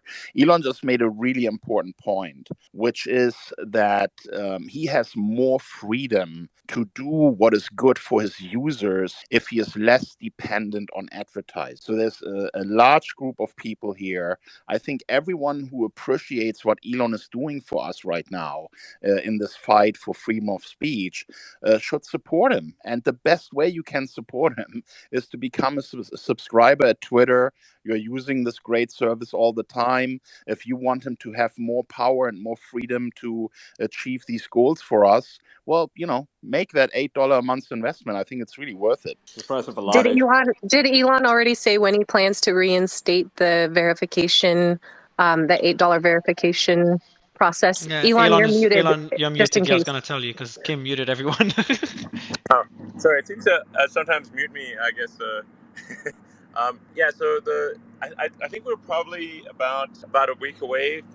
Maybe basically this coming week we should be able to restart the verification process. Will it be global or is it just the US still? Actually, I'm going to discuss that with the team. So this time for verification, we're taking some additional steps where one has to be phone verified with a known good phone carrier, and we're also will offer people the opportunity if they want to do ID verification. Kind of like what Airbnb does, similar thing, and they do that all around the world. And then you'll be able to look at an account and say, this account is payment verified, it is verified, it is ID verified, optionally, and also to establish organizational affiliation. Do you actually have affiliation with this organization? And providing organizations with the ability to define, to state which set of users are affiliated with that organization. So, like, are you actually a professor at Stanford, or are you actually, for example, a reporter at the New York Times or whatever, or an employee of PepsiCo or whatever it is? Just generally to have granularity and nuance to what verified means, as opposed to the sort of like grab bag of nonsense, which has been the past Blue Verified situation, where you could have been an intern at Mashable 10 years ago, and now you've got Blue Verified, and it's kind of crazy. And then they were also just being traded constantly. You just buy a verified badge, so you can't actually tell if something is Blue Verified. For Legacy Blue, you can't tell if that is a legitimate situation, a crypto scam, whether they're actually you don't know because there's no granularity to it. And there's a way to buy them off of Google right now. Like you can literally Google verified accounts and they sell them for like $200, $500 or something, right? Yes, exactly. It's not like Blue Verified. It's not like you have to go to the, in quotes, dark web to buy Blue Verified. You can literally Google search it and it's on page 1 of the Google search results. Legacy Blue Verified. So it's just basically the Legacy Blue Verified is a corrupt garbage pile. And so we need to move forward with something that gives granularity and detail and nuance about the nature of the verification, and so that you can actually trust what you see. Elon, you said some really admirable things about freedom of speech and your commitment to it and its role in the future of humanity. You didn't answer the question about supporting protesters in China and Iran. Is there freedom of speech for Chinese people important for the future of humanity? In China, just so you know, like Twitter is inaccessible in China. You need a VPN, so it's kind of a pointless question. So you don't think making it accessible for Chinese or Iranian protesters? It doesn't matter. It's not Elon. It's not Elon blocking it. Tommy, you had a question, Tommy? That was Tommy. Oh, okay, go ahead, Tommy. That was he was wrong. Can you address the question of the freedom of speech at Sebastian Gorka here? Because a lot of people are confused that it's a First Amendment issue, what was dumped by Matt Taibbi. The First Amendment concerns government suppression. So anything that happened before January the 20th isn't First Amendment unless it was the Biden administration afterwards. So for those who think that, we've got the smoking gun and they don't need to wait for anything else, could you address that issue, Mr. Musk? Yeah, I mean, well, first of all, actually, there are issues if if there's election interference before the government, because that is, I think, an issue. It certainly would appear that Twitter falsely claimed that there was not election interference, but Right, but it that is. has to do with in-kind contributions. That's a very different kind of thing, and it is criminal. But can you tell us if there will be more smoking guns coming? Yeah, I think there will be more smoking guns, because the obvious next question is, well, what happened after the election? Exactly. Yeah, I mean, that's probably the right thing for episode 2, is what happened after the election. And how long do we have to wait for episode 2? I don't know. I'll check with Matt. Elon, can I ask a quick follow-up? Yeah, Will, just quickly. Will, go ahead, Will. Thank you, Elon. Apologies if you addressed this earlier. Appreciate how long you've been on this call. What subjects outside of Hunter Biden? By the way, this is Will Kane from Fox News. What subjects outside of Hunter Biden were subject to the most government-induced censorship? As I said, you may not have heard my earlier comment, but I don't actually like I said. I've been working on getting Twitter to be healthy and fixing the engine of engineering. I've not been sort of poring over the Twitter files personally. That's sort of been, Matt Taibbi is doing that, and Barry Weiss is going to do it now as well. So anything I say would be somewhat of a guesswork, really. So I don't know. There's obviously a lot of questions around Jan 6. There's questions around COVID. There's a lot of questions, but I think the important thing is that we just get bring daylight to all of these things. And so anything that Twitter has done, and sometimes things, a lot of times Twitter's done things that it wasn't malicious, it was just foolish. So the things that are like the nuking people for NPCs, right? For posting NPC memes, thousands of people were banned. Yeah, exactly. From just a quick question, with the companies that stopped advertising on Twitter, which I think most of us agree is just not right, has there been any progress since? Have you been in discussions with them? And what are some other strategies to bring in revenue so we depend less on advertisers? You can hear this is Eric Bowling again. I was wondering if you have any knowledge or you can have any proof that there's some indication that a lot of people on the right side of the political aisle lost a ton of followers. I would say from 2015, 2016, all the way through towards the end of 2021. I'll give you anecdotally myself. I lost 80,000 or so, and not until this is literal. Not until you purchased Twitter did I start gaining followers again in a fairly robust manner. Is there any proof of that? Do you have any evidence of that being sort of a plan or a strategy on Twitter's part? Again, like I said, I have not read the Twitter file, so it's difficult for me to say that. Except, so my understanding is limited, and that's why I would leave it to Matt Taibbi and Barry Weiss and ultimately others. But if I say what is my best guess is that there was a very different standard applied to Republican candidates in the U.S. versus a Democrat candidate. There appears, and I emphasize appears, I'm not saying this is definitely the case, there appears to have been a double standard where Democrats were not censored and left causes were not censored, but right causes and Republicans were. And I think this is frankly obvious to anyone who uses Twitter without any expose of Twitter files. It's not even-handed, and it's frankly the behavior that is to be expected from an organization that is based in San Francisco, which is far left. So from their standpoint, it wouldn't seem like that they're being unfair. From their standpoint, it's simply how they see the world. I think Matt posted like political contributions of Twitter being over 99% Democrat. So, well, what kind of viewpoint would you expect people to have then?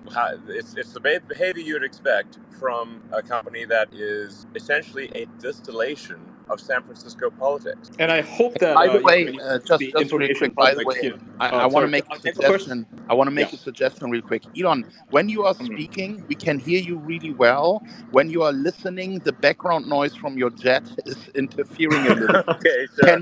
Can you just mute yourself when you are not speaking?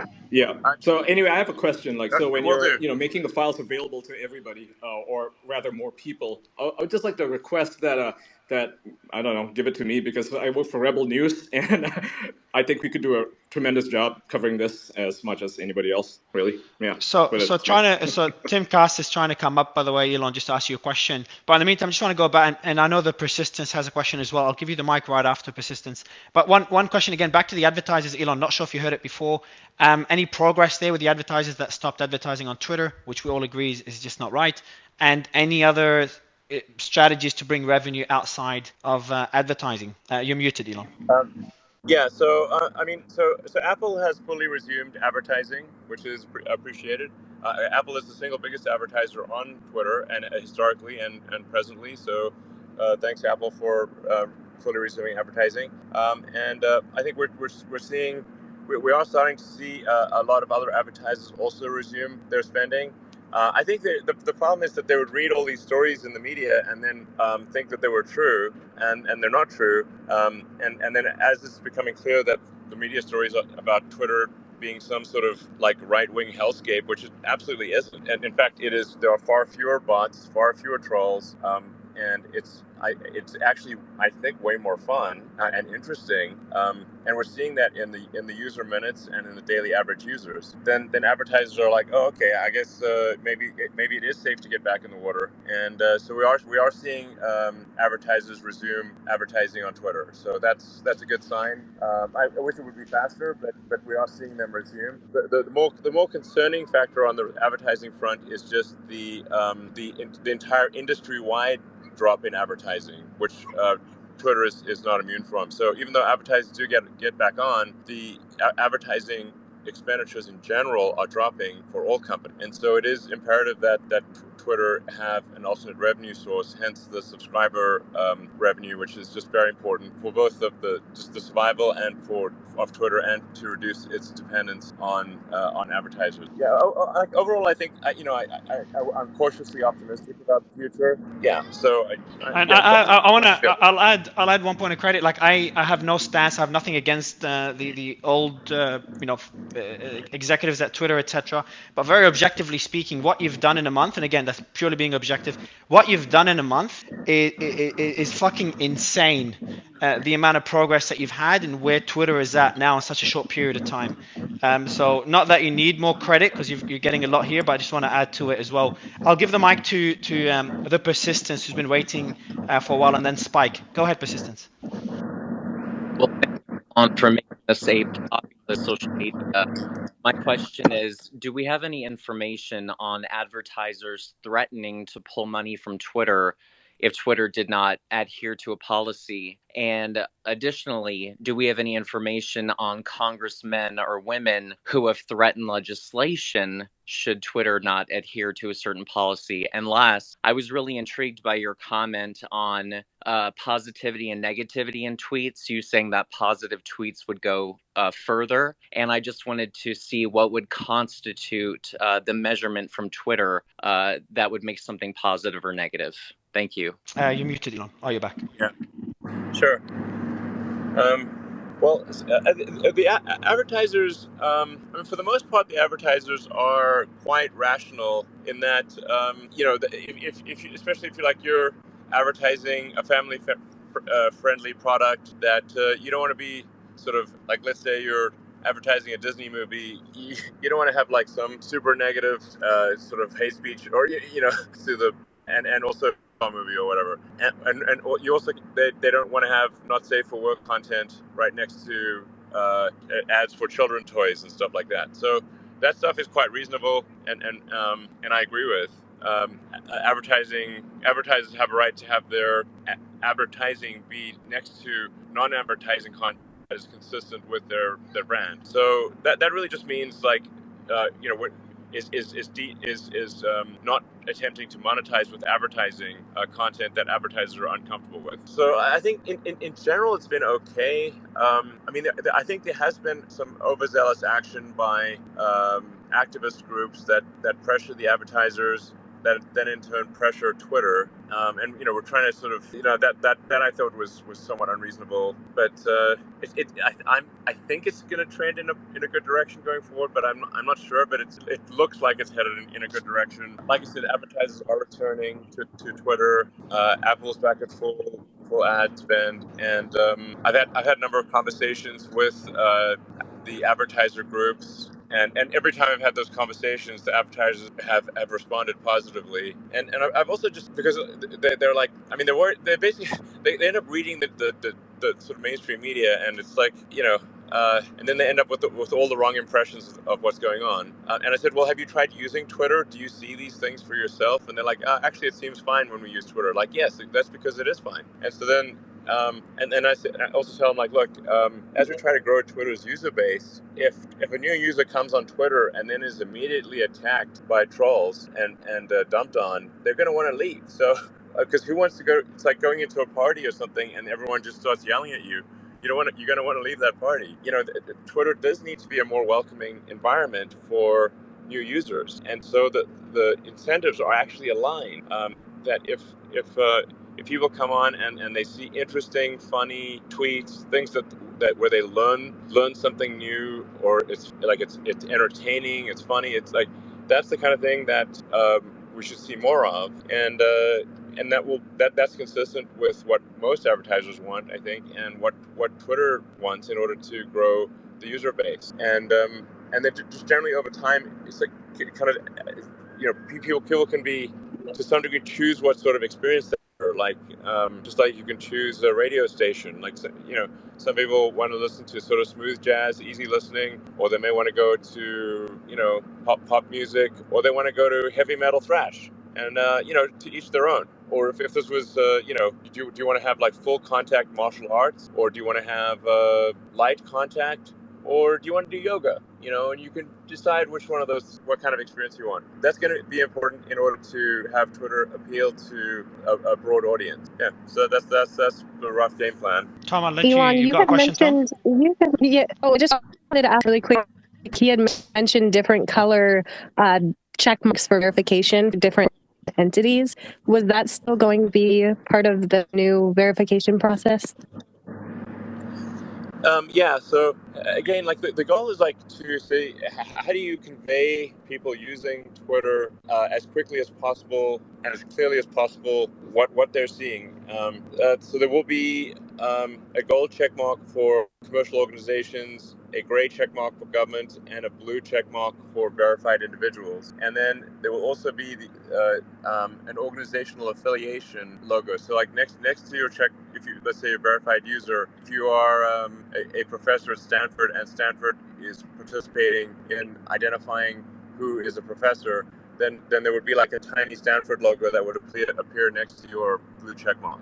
So then as you're scrolling, you see, oh, this is actually a Stanford professor, or this person actually does work at Coca-Cola, and there's the clarity there. Will there be a process for this to apply for an organization for, let's say you're a part of a small news organization and you want to apply for this status? Will it be available to the public, or is this something that's going to be very selective? No, it will be available to the public. So it's sort of so it's not going to be like an anointed set of companies. Now there will be a strong policy against impersonation and deception. So if someone's attempting to deceive users, then their account will be suspended. That's yeah. I've got a question here. I'll give it to Tom, just by a pretty notable person that doesn't want to disclose their identity, but it's a simple question. By the way, anyone that has a question, you could DM me. The team is checking all the DMs. The question is plans for crypto Twitter payments, whether it's going to be like WeChat or whether you have plans at all. Dogecoin. Yeah, exactly. Oh, hell yeah, Dogecoin to the moon. Doge to the moon. Yeah, I think we do want to have Twitter enable both regular payments and fiat currency, and make it easier to transact with crypto. Yeah. Okay, I've got another question here from a big YouTuber as well. Elon, one of the first. So they're asking, they want to bring YouTube creators to Twitter. What's your plan with? What's your Twitter creator plan, if there is one? Yeah. So for video, we need to upgrade the Twitter system to be able to have longer video, and then enable creators to derive revenue from viewership, which is a combination of advertising, and these are obviously things that need to happen. Like I said, in order for these to happen, like you could have a wish list a mile long, but if the engine of engineering is not fixed, the wish list is So that's why I am focused on Twitter engineering first and foremost. In the absence of that, you could have a wish. Whatever you wish for cannot be done because the engineering is not working. Hey, I have a really great suggestion for you, Elon. And right after Kim, I'll let Tom jump in right after you. Just Tom, sorry for delaying it so much. Go ahead, Kim. Sorry.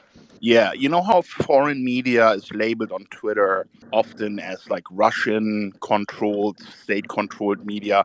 Why don't we do the same thing in the US with all of these media organizations that are telling us go to war? You know, this is all great. Like, why don't we label them as well, U.S. government state media? No, I think that's a good idea. Because, like, you know, it's like SBF gave so much money to different media organizations that, and then they just write these puff pieces, and it's like, okay, we should be labeling that SBF affiliated media because it is.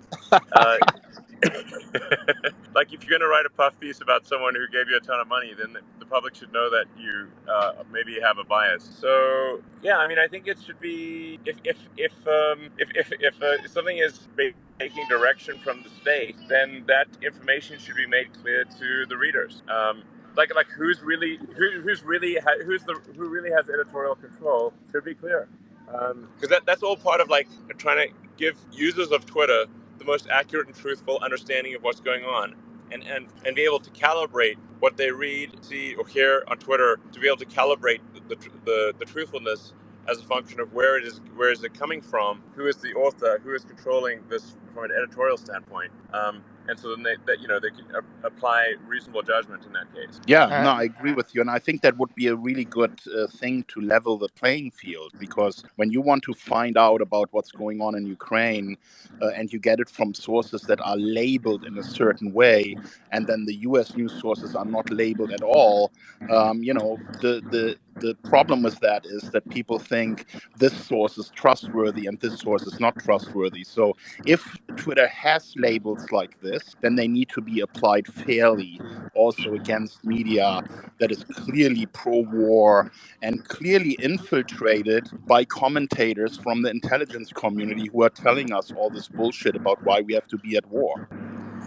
I agree. This is the maximum truth. Is the truth still set you free? Tom, do you want to ask? I know you've been waiting for a while, Tom. Thank you for having me. I have to sign off soon, so maybe just a couple more questions, and then I gotta go back to work here. I'll let Tom jump in. He's been waiting. Quickly, Elon, yeah, you are the timeline before, guys. And we appreciate keep innovating and keep creating. Thank you. And Elon, I'll shut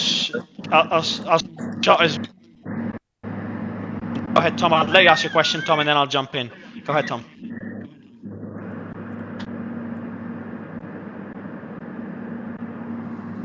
I don't think Tom's here.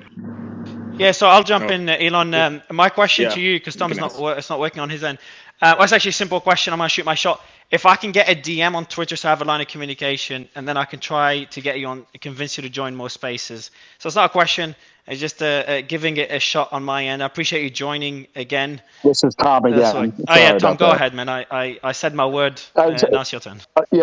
Thank you. This is Tom Fitton with Judicial Watch, Elon. Appreciate your public service and your transparency efforts here. My concern is, as the head of a watchdog group, is the government corruption in response, not only to what you potentially may uncover, but in response to what you're doing. And when you have the President of the United States from the podium celebrate his election victory by calling for a national security review of your activities, you have senators, focusing on you. You have other government agencies investigating you and your other businesses. Are you concerned, A, about the retaliation?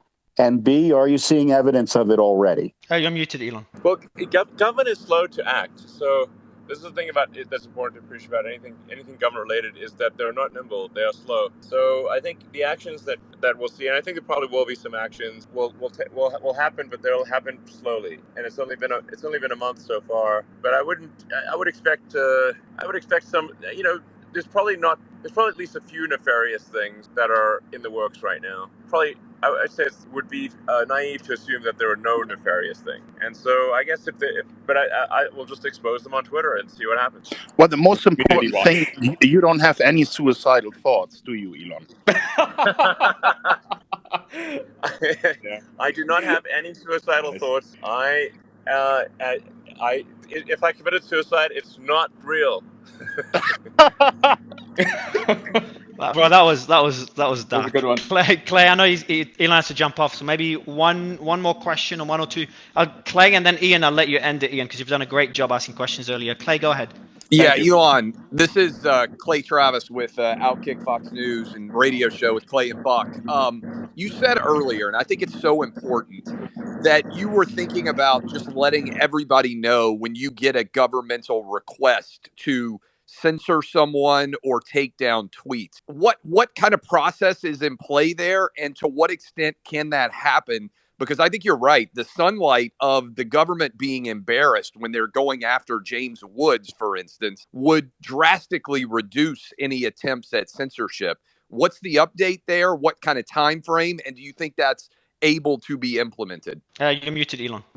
I mean, as I said earlier, like Twitter will do whatever it is allowed to do within the boundaries of the law to be as transparent and open as possible. And even if we currently are, and I don't know this to be the case, but if we are currently strained by the law, I think we will push to have the law modified to reduce those constraints, because I think we have to fight hard for free speech, which is the bedrock of a functioning democracy. And I think you'll see the proof will be in the pudding, and in the coming months, I think you'll see dramatic improvements in the transparency and trustworthiness of Twitter. Hopefully you've seen at least some of that already, and it will get better, and I think it will get better in an accelerating way, provided I don't accidentally suicide myself, which I'm not going to do. Elon, thank you so much for your time today. You have been such a blessing to join us, to give us your insights. I really appreciate it. Don't forget to make that poll for Edward Snowden and Julian Assange, please. Yeah, it would be interesting to know what the public thinks of these two people and what they're fighting for. Okay. I will do the poll, and I'll emphasize that I'm not making a judgment here. I'm just asking I'll do it right after this Twitter Spaces ends. Just asking a question, right? Asking the public a question, that's right. Taking a poll, yeah. I'm not. So I have a question. Okay. This is just a question. I'm not. So I got a question, since this is the last one. What message do you have for all the haters and losers out there who are, making fun of you or attacking Twitter? Said it was going to die like 4 weeks ago. What's your message? Twitter is alive, baby. It's alive. Oh, yeah. More alive than it's ever been. Hell yeah. Beautiful. I look forward to the Tesla earnings call right here on Twitter with you, Elon Musk. Yeah, well, I think it will work. I got the DM, so I assume the promise you made you, Kim, and the promise you made you, Tara, should go through. Elon, really appreciate you, and hope to see you again. My DM, Mario. Hope to see you back. I got questions. Hope to see you again soon, Elon. I really appreciate it, man. Thank you, Elon. All right, thanks, guys. Bye. Told you it was worth listening. And this is the kind of stuff I talk about all the fucking time over on my Patreon account. If you're not already a member, you know what to do by now. There's over 230 videos, many of them diving down these very same rabbit holes, plus plenty of other stuff as well. The kind of shit that will literally get me cancelled if I discuss it here on YouTube. I'm always walking a fine line. So if you're not already a member, head over to Patreon with the card in the corner or the link at the pinned comment. I'll see you over there. Love ya.